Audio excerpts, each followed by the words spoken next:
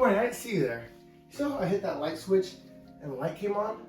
That's powered by electricity, which is a form of energy and controlled by our power grid and is managed by our U.S. energy policy. Let me tell you more.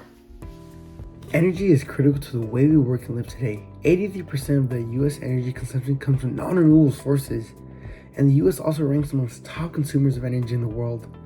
We are leaders in many aspects such as athletics, education, and technology, but I don't believe we should be leaders in energy consumption from non-renewable sources. It is a matter of how the U.S. can be a top consumer of energy and increase the use of renewable energy or relying on our own energy. We can take advantage of our over 90,000 dams to use as sources for hydroelectricity. Parts of our deserts can be used as solar farms. We can also use our vast land in the middle of the country to install windmills where wind is consistent and is of high force. If we continue to try to find better alternatives, sooner than later, we'll no longer rely on non-renewable sources whose supply is decreasing. We rank second behind China in total amount of energy used.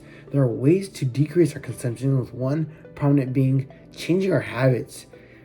An example is to decrease our meat consumption. This can mean a huge opportunity to lower our energy because agriculture is one of the highest consumers of energy in the world.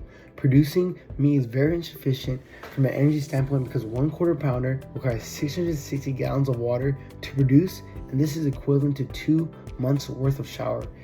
Even if for a short period of time we can decrease our consumption of meat, we can allow for less energy to be used and focus more on creating renewable energy to lower our ecological footprint.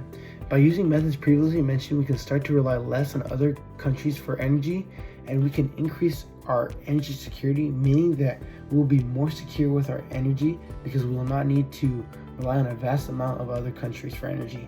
Having controlled energy security allows for affordable, abundant, accessible, and acceptable energy to be used in a country.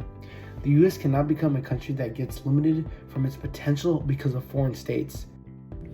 While the U.S. continues to be a top consumer of energy, the rush and need for an innovative solution to drastically increase the use of renewable energy, as well as relying more on the energy we produce, will create a better future for the U.S. The U.S. needs to be the land of the free and opportunity for as long as possible, where future generations carry the torch that our founding fathers created. Working together, we can allow for these ambitions to come into fruition. We can become a leader for energy policies around the world to follow.